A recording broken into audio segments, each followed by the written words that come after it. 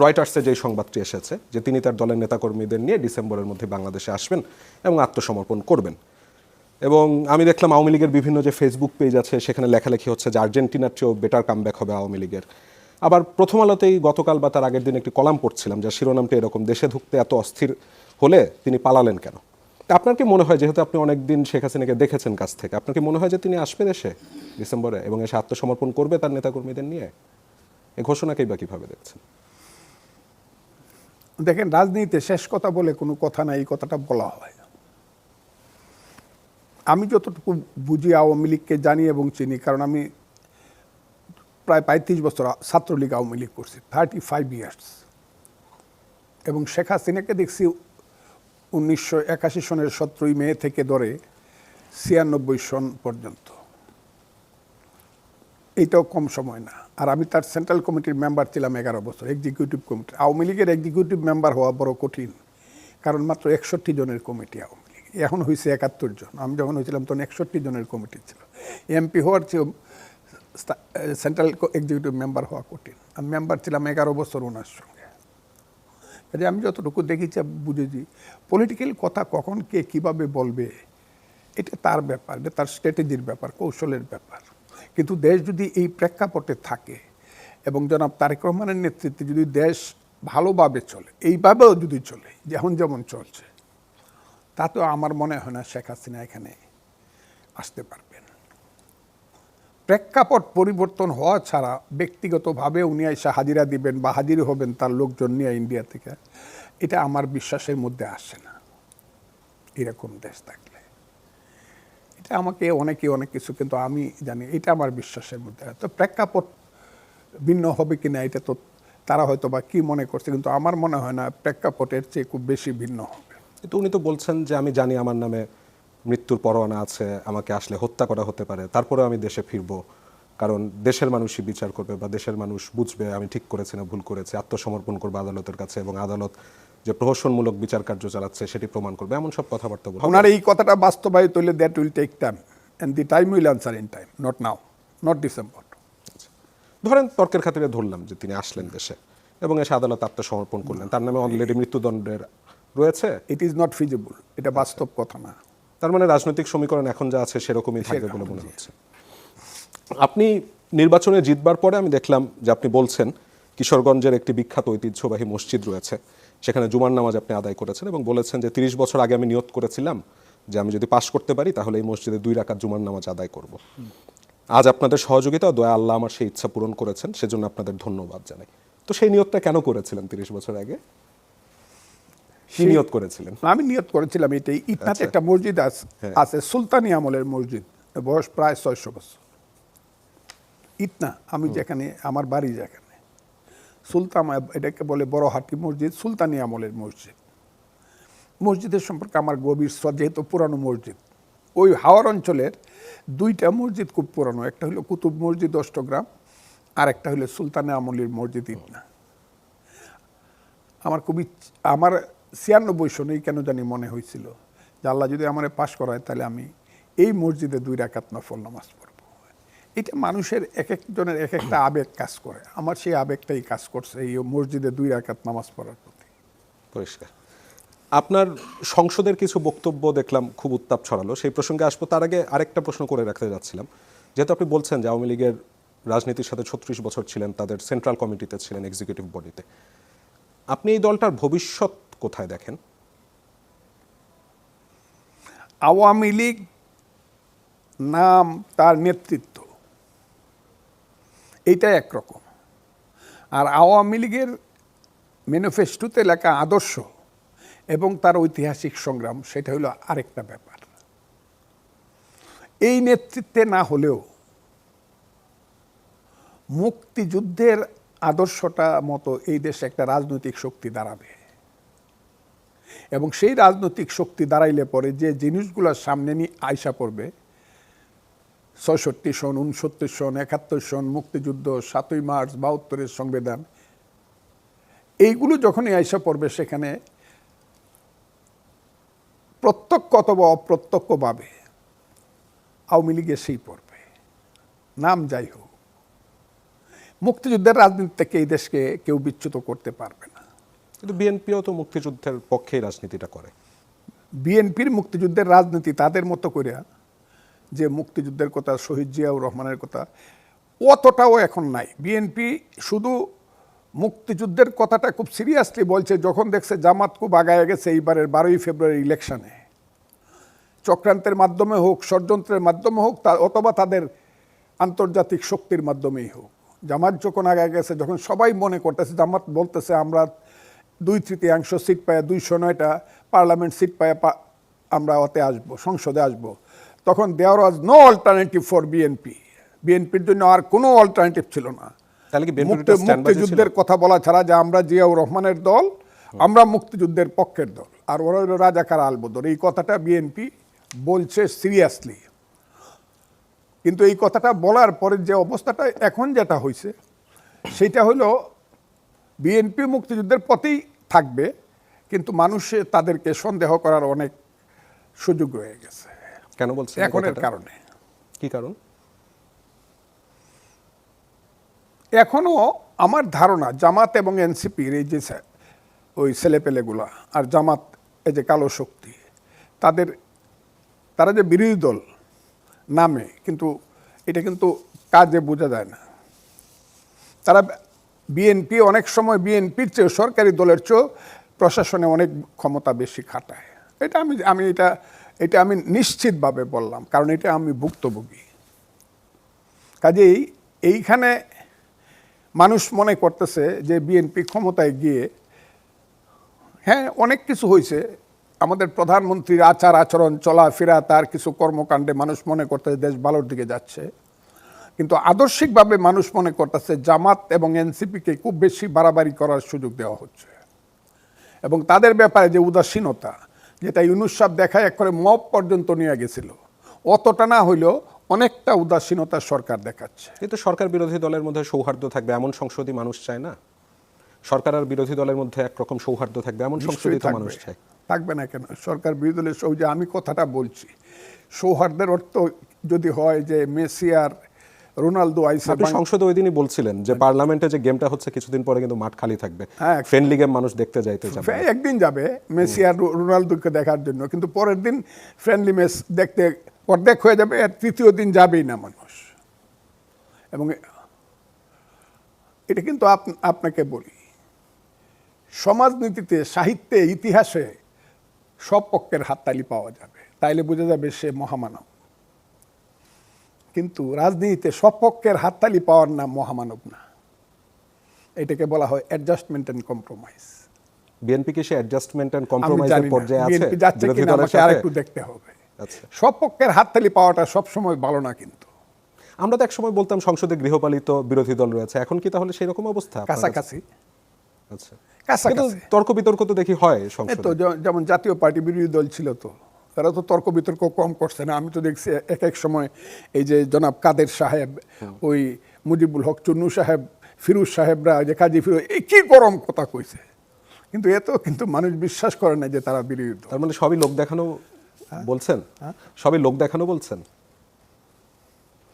লোক দেখানো আমি এখনো বলতে পারি না, তবে অ্যাডজাস্টমেন্ট কম্প্রোমাইজ যদি একদম সাংঘাতিকভাবে হইতে থাকে, তাহলে মানুষ এই গেমটা দেখতে চাবে না। সংসদে বলছিলাম যে আপনার বক্তব্য প্রথম যেদিন দিতে গেলেন সেদিনই ব্যাপক উত্তাপ ছড়ালো। মানুষজন অবশ্য আপনার সেই বক্তব্য শুনেছে, আমি দেখেছি যে হাজার হাজার লাখ লাখ সেটা শেয়ার হয়েছে। তারপরে আবারও দর্শকদের সুবিধার্থে আমি একটু মনে করিয়ে দিতে চাই, আপনি সেদিন বলেছেন, আমি যে কথাটা বলতে চেয়েছিলাম, বিরোধী দলের নেতা বলেছেন উনি মুক্তিযোদ্ধা পরিবারের লোক এবং উনি শহীদ পরিবারের লোক এবং উনি জামাত ইসলাম করেন। তো একসাথে শহীদ পরিবারের লোক এবং জামাত ইসলাম, এবং তাকে আপনি বলছেন যে উনি এটা ডাবল অপরাধ করতে পারে, ডাবল অপরাধ করেছে, তার কারণ মুক্তিযোদ্ধা পরিবারের লোক কেউ জামাত করতে পারে না। তা আপনার মনে কি আসলে কোনো সন্দেহ রয়েছে যে ওনার পরিবার মুক্তিযোদ্ধা পরিবার নয়, এরকম কিছু?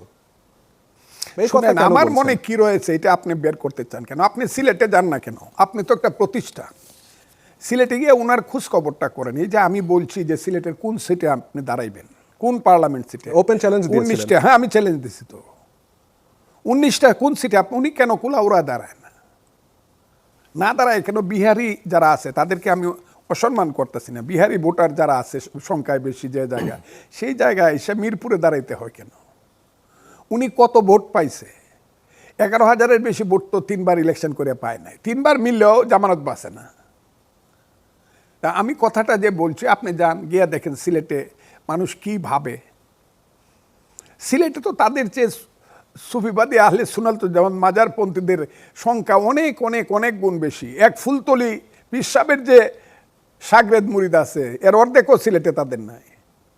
যে কারণে ওই যে কানাইঘাট আর জকিগঞ্জ সিট থেকে ওই লাইনের লোক পাশ করে, সুফিবাদী লোকেরা পাশ করে বা মাজারপন্থী লোকেরা পাশ করে। উনি হয়তো ঢাকায় দাঁড়াতে চেয়েছেন যেহেতু রাজধানী, সেই 3বার কারণে। ফেল যদি না করতো তাইলে বুঝতাম যে এটা বাপকা বেটা ঢাকায় দেয়, বা ওখান থেকে একবার পাশ করে এখানে এসে দাঁড়াইলে বুঝতাম যে ইয়েস।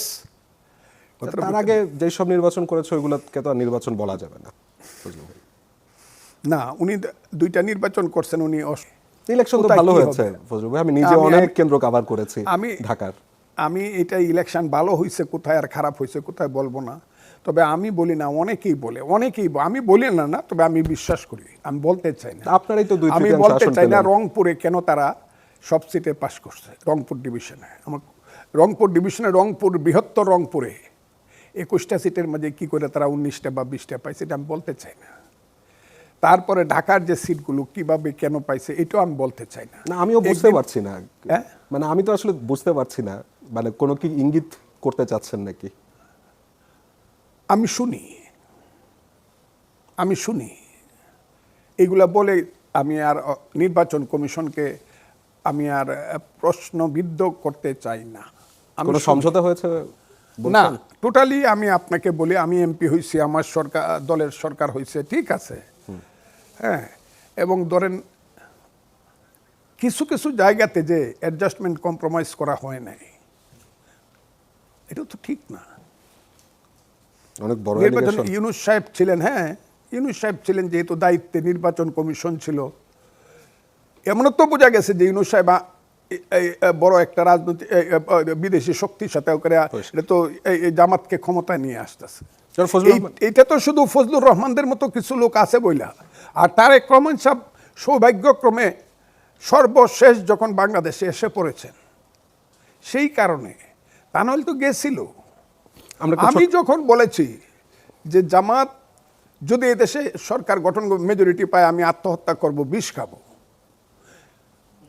এরপর থেকে যাই হয়েছে হয়েছে, আপনি আমার বক্তব্যগুলো শুনে দেয়। এখন তো বক্তব্য আমি ইটনায় করছি বলে ইটনা বা অষ্টগ্রামে আছে তা না, সারা পৃথিবী শুনছে আমার বক্তব্য। আপনি খুব সিরিয়াস একটা অ্যালিগেশন করেছিলেন যে কোন রকম সমঝোতা। এখন তো সে মাননীয় সংসদ সদস্য এবং হুইপ বিরোধী দলের, এটা বোধহয় নাহিদ বলছে, আমি মুজিব বাহিনীর সদস্য, আরো বলেছে আর কি এনসিপির।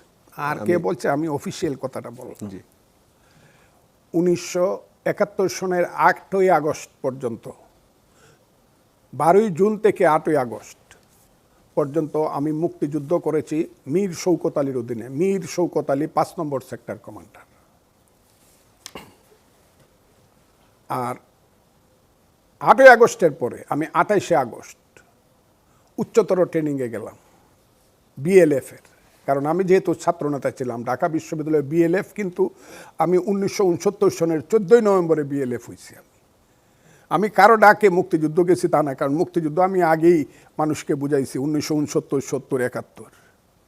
সেটা ট্রেনিংয়ে গেছি আমি 28শে আগস্ট দেরাদুনে। সেই দেরাদুনে যে ট্রেনিংয়ে আমি গেছি, সেই ট্রেনিংয়ে গিয়া দেখলাম জনাব হাসানুল হক ইনু হইল ওখানের সর্বাধিনায়ক ওই কমান্ডের। এক একটা কোর্স, কতগুলা কোম্পানি মিলিয়া, এক একটা 10টা কোম্পানি মিলিয়া একটা কোর্স হয়। 13টা কোর্স ট্রেনিং হয়েছে মুজিব বাহিনী বিএলএফের। মুজিব বাহিনীর নাম ছিল না, আগে নাম ছিল বিএলএফ, মুক্তিযুদ্ধের সময় নাম হয়েছে মুজিব বাহিনী। এবং মুজিব বাহিনীতে যারা গেছে তারা সার্টিফিকেটটা আগে বা শো করতে হয়েছে, প্রমাণ করতে হয়েছে যে কমপক্ষে সে মেট্রিক পাস। মেট্রিক পাসের নিচে কোনো লোক মুজিব বাহিনী হইতে পারে না, MA পাস, ডক্টরেট হইতে পারছে। মুজিব বাহিনী হইল, it is a freedom fighters group with politics. শুধু যুদ্ধ করার জন্য নয়, রাজনীতিটাও তার মাথার মধ্যে টোটালি আছে, যেটা পৃথিবীতে সমস্ত মুক্তি সংগ্রামের সমস্ত যোদ্ধাদের মাথায় ছিল। সেইটা হলো মুক্তি বাহিনী, হলো সমস্ত সম্মিলিত একটা ফোর্স। আর মুজিব বাহিনী হলো স্পেশালি এই দেশে গণতন্ত্র, সমাজতন্ত্র, ধর্মনিরপেক্ষতা, জাতীয়তাবাদ, যাকে পরে মুজিববাদ বলা হইতো, সেই 72-এর সংবিধানের মতো করে যারা চিন্তা করত, যে দেশের মানুষের পেটের ভাত হবে, পরনের কাপড় হবে, তার নাম হবে সমাজতন্ত্র। আর রাশিয়ার মতো না, চীনের মতো না, এদেশে 5 বছর পরে পরে গণতান্ত্রিকভাবে ভোট হবে, তার নাম হবে গণতন্ত্র। মানুষের চিন্তায় চেতনায় কে আমরা মূল্যায়ন করব, দুইটায় মিলে সেইখানে গণতন্ত্র এবং সমাজতন্ত্রের সম্মিলনের মাধ্যমে যে দেশটি হবে, সেই দেশটি হবে ধর্মনিরপেক্ষ, সেই দেশটি হবে জাতীয়তাবাদী। সেই যে দেশ, সেই যে চিন্তা, সেই চিন্তাকে কেন্দ্র করেই মুজিব বাহিনী গড়ে উঠল। এবং মুজিব বাহিনী যে পলিটিক্যাল ফোর্স এবং as well as it's a fighters force. প্রথমে হইল যোদ্ধা group with politics. We are all are leaders. যারা ছাত্রলীগ করতে করতে করতে করতে ভিপি ছিলাম, জিএস ছিলাম, ইউনিভার্সিটি শাখার প্রেসিডেন্ট ছিলাম, কেন্দ্রের প্রেসিডেন্ট ছিলাম, বিভিন্ন জায়গাতে যারা নেতৃত্ব দিয়ে দিয়ে মানুষকে তোমার আমার ঠিকানা পদ্মা মেঘনা যমুনা, রক্ত সূর্য উঠেছে, বীর বাঙালি জেগেছে, এই স্লোগান যারা মানুষের মুখে দিয়েছিল, সেই গ্রুপটা হইল মুজিব বাহিনী। আমি তার কিশোরগঞ্জ জেলার আমি লিডার, আমি কমান্ডার। এখন কোন ভাদ্র মাসের সান অফ এ বিচ কইল ফজলুর রহমান মুক্তিযোদ্ধা না, এটা কইলেই হয়ে যাবে ইনু মুক্তিযোদ্ধা না, অমুক মুক্তিযোদ্ধা, কইলে হইল। এক সময় কইব আরে উসমানী তো যুদ্ধে যায় না, একটা গুলি ফুটাইছে উসমানী, জেনারেল উসমানী ফুটাইছে গুলি, উনি তো মুক্তিযোদ্ধা না, কয়ে ফেলবে। এদের কারণ এরা হইল রাজাকার আলবদরের ছেলে পেলে। এরা যত ছোট করতে পারে মুক্তিযুদ্ধ এবং মুজিব বাহিনীকে, এইটাই তাদের লাভ। যেন ফজলুর রহমান, ধরেন আপনি আপনার এই বীর মুক্তিযোদ্ধা পরিচয় নিয়ে সব সময় আমি যতবার আপনার সাথে কথা বলি সবচেয়ে বেশি গর্ব করেন। বড় করিয়া ফাউন্ডেশন হবে করতে চাইছিল, আমি না করছি। আমি বলছি শুধু একটা নেম প্লেট করে খালি টাঙ্গায় রাখেন যে 9ই ডিসেম্বর 1971 সনে 3 জনে মিলে 170 জন পাক বাহিনীকে ধরছিলাম, সারেন্ডার করছিলাম যুদ্ধে, কালনি কুশিয়ারার যুদ্ধে। এইটা টাঙ্গায় রাখবে করতে চাইছিল তারা, অনেক বড়, আমি না করছি না। যেটা বলতে যাচ্ছিলাম যে এই পরিচয়টা নিয়ে আপনি সবচেয়ে বেশি গর্ব করেন, এবং এটা নিয়ে যখন এ ধরনের কথাবার্তা হয়, মানে আপনার জন্য কি এটা খুবই দুঃখজনক কিনা? কথাবার্তা কে কয়? এদেরকে তো আমি চিনি, এদেরকে তো আমি এই দেশে একদম নিকৃষ্ট শ্রেণীর জীবকে যতটুকু সম্মান করি, যারা এইসব কথা কয় এদেরকে তো আমি এতটুকুও সম্মান করি না। মানে এসব কারণ আমি মনে করি এগুলোর জন্মই বৃথা।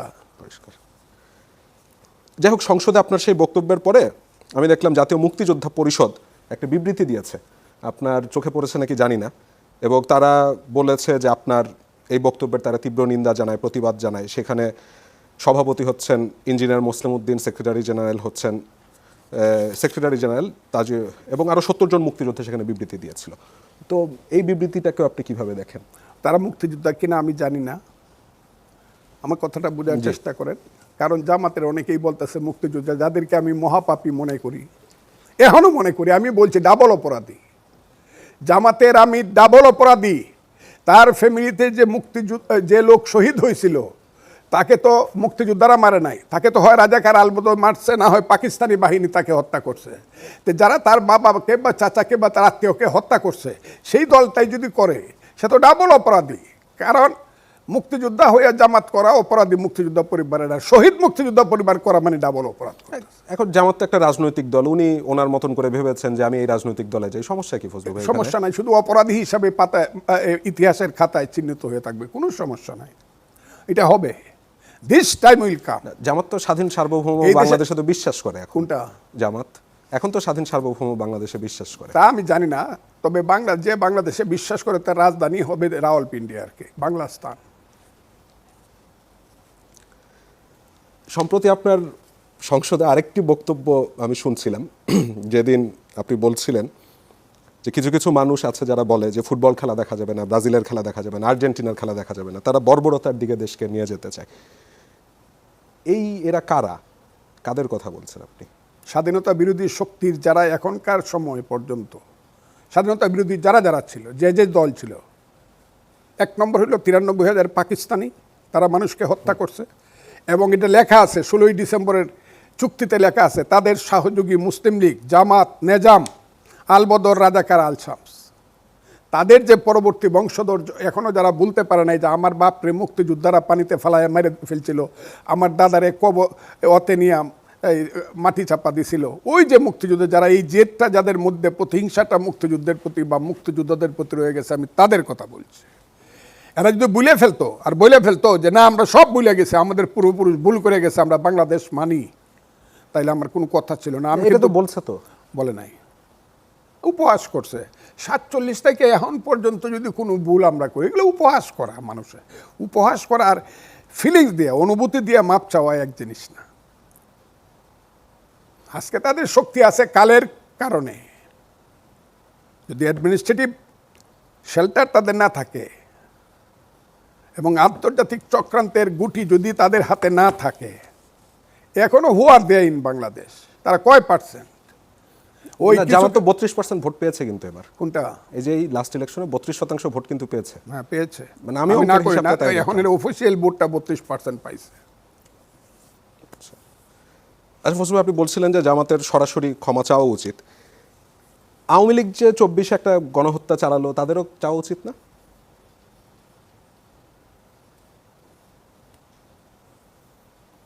আওয়ামী লীগ গণহত্যা চালাইলো, যে কথাটা আপনি বলতেছেন এটা ইতিহাস বিচার করবে। তবে আওয়ামী লীগ যেটা চালাইলো, গণতন্ত্রকে হত্যা করলো, গণতন্ত্রকে হত্যা করলো। 1400 মানুষের বেশি মারা গেছে। 1400 না 1824 সনে তারা গণতন্ত্রকে হত্যা করছে। 15টি বছর মানুষের গণতান্ত্রিক অধিকারকে